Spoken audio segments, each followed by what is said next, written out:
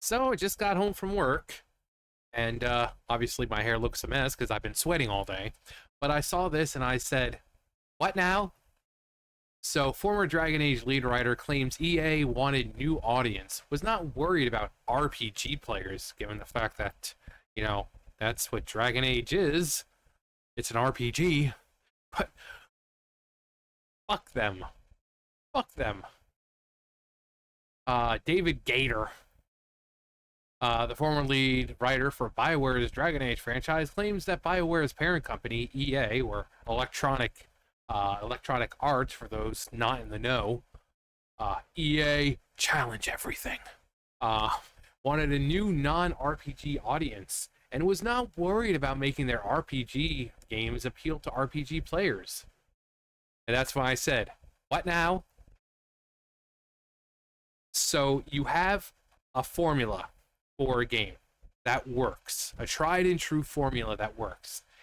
And now they were like, fuck them kids. Fuck them. Who cares? If it's not an RPG, they'll deal with it. No, people play because of the RPG element. RPGs are fun. Well, theoretically they should be fun, but nowadays, speaking to Games Radar, Gator positioned himself as a champion for the RPG players, claiming that he was always trying to push Dragon Age to our traditional mechanics, and that wasn't very welcome in the EA sphere. He went on to claim that EA executives believed that games like Dragon Age Origins were slow and cumbersome, and preferred actiony and slick games. In fact, he claimed that this so-called more traditional views were not very welcome, despite the fact that he was at BioWare for nearly 17 years. EA bought BioWare in 2007, just about halfway through Gator's tenure as at the company. Shared that EA did not have a high opinion of RPG fans and RPG game mechanics, claiming that they were in the cave. He explained that the cave was where nerds went. The nerds were in the cave. You made an RPG, and the nerds in the cave would always show up for an RPG because it was an RPG. Yeah? Imagine that. People who like RPGs are going to show up for RPGs.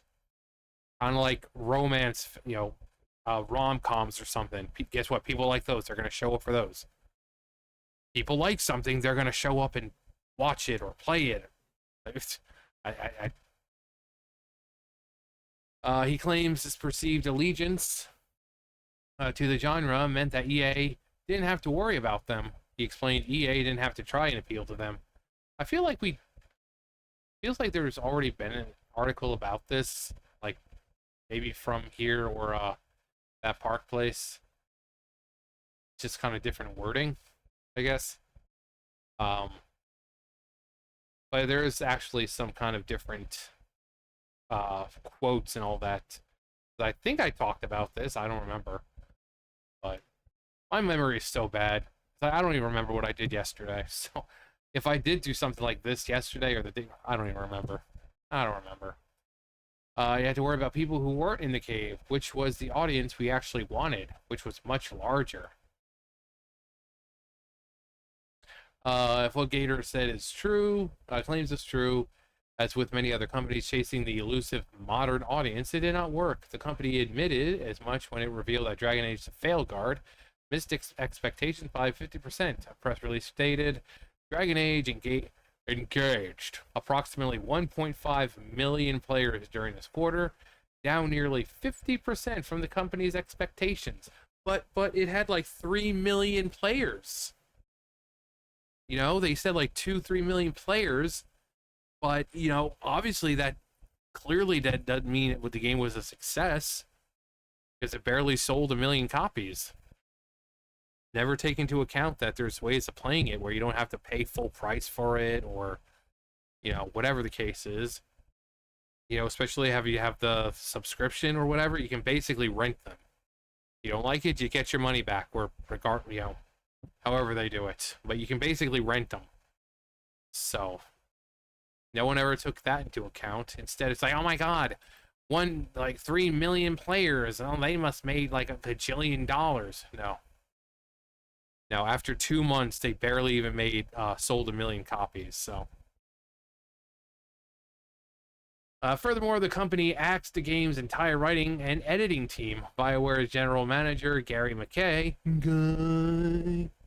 then announced at the end of January that the company would undergo mass layoffs, given it didn't need as many people to work on its development Mass Effect game, which people are completely terrified about. You know, because you guys hadn't had a Dragon Age game since what, like 10 years, and then you got Dragon Age: The Failguard, and it's like, what is this? So people are terrified because they've already kind of seen droppings of what Mass Effect could possibly be, given the modern audience. People are terrified. I've got so many comments whenever I make a video about Dragon Age. People always talk about how they're terrified. Not, I shouldn't say terrified, but just worried about Mass Effect. It's a beloved series to people, and people saw what happened with Dragon Age. 10 years of waiting, and we got the Failguard. $70 for single game, no DLC, no expansion, buggy on release, subpar story, and puzzles that don't challenge you at all, characters that are terribly written, romances that feel like they were written by someone who's never flirted or been flirted with in their life. They paid $70 for that, so people are just like, Mass Effect, oh, yikes. Am I right? He said, given the stage of development, we don't require support from a full studio. We have incredible talent here at BioWare, and so we have worked diligently over the past few months to match many of our colleagues with other teams at EA that had open roles that were a strong fit. That's what she said.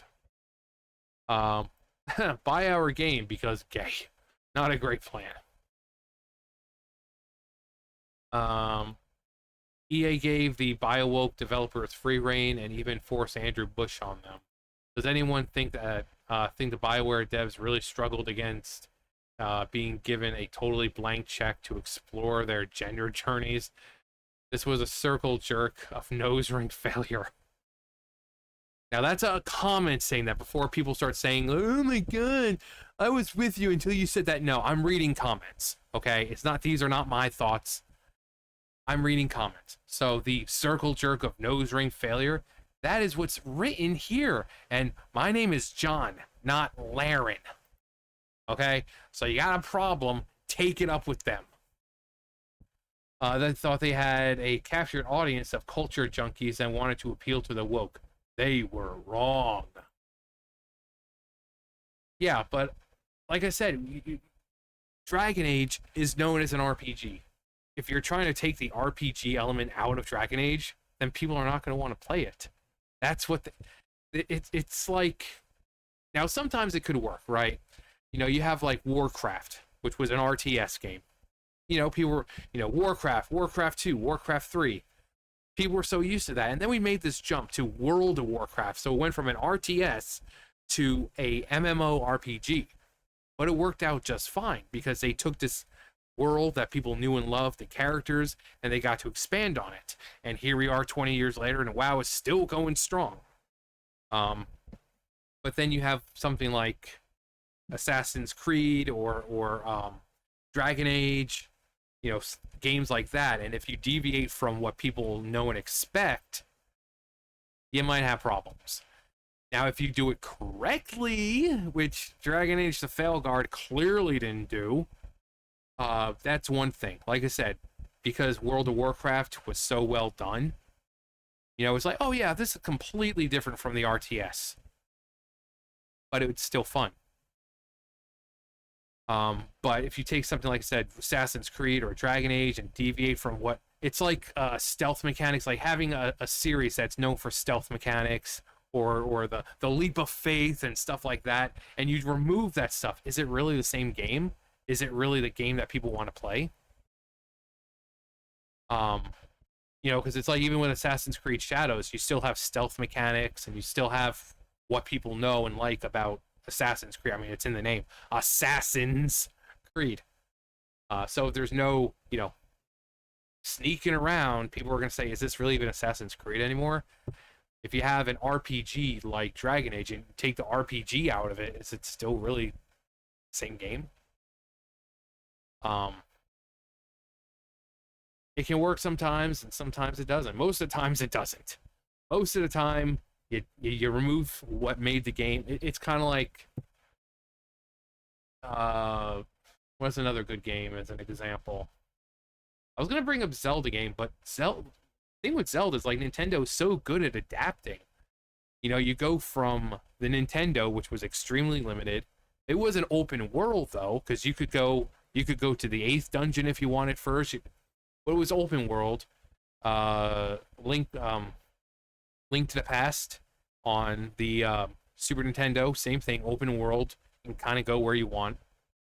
But then you had something more linear like Ocarina of Time, where you know the first thing you do when you start out is like the first dungeon has to be Deku Tree, and then you make your way. And, you know, the next one is going to be Dodongo's Cavern, and then Jabu Jabu, and then you become an adult and you go to the Forest Temple. But then you get to like the Spirit and Shadow Temple, and you can kind of go to either one. Sometimes I usually save the Spirit Temple for last. I just love it. Just save the best for last. But you can do either Spirit or Temple, Spirit or Shadow after Water. But it's very linear. Same thing with Majora's Mask. But then you have like something like Wind Waker where it felt pretty open. You could go anywhere. It still had a set path, but you had like all these other islands you can go to.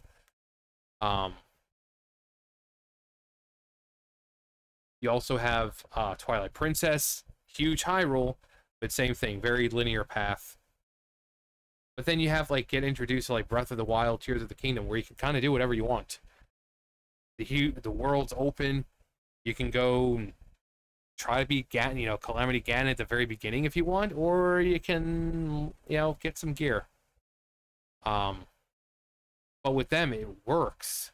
But I think for a game like Dragon Age, if you take the RPG element out of it, it's not really Dragon Age anymore.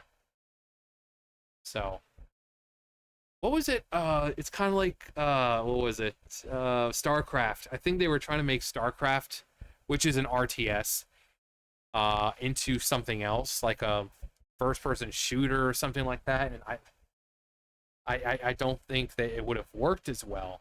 I mean, there's probably would have been people who liked it, but when you think of StarCraft, you think of same thing with Warcraft or Diablo. You think of, you know, it's like top-down. Now, I mean, Diablo's not a RTS, but it's the same kind of top-down perspective. But, you know, anyway, rambling on and on and on. But yeah, let me know another game because I know there's plenty that kind of like if you take what makes it's just not that game anymore, you know. But sometimes it works. But I don't think these people have the ability to do that nowadays. If they have tried this 10 years ago, maybe, but with the current day and way games are now, I don't think so. I don't think they can do it. But anyway, that's gonna do for me. You guys know the drill. I'll see you guys later. Bye, guys.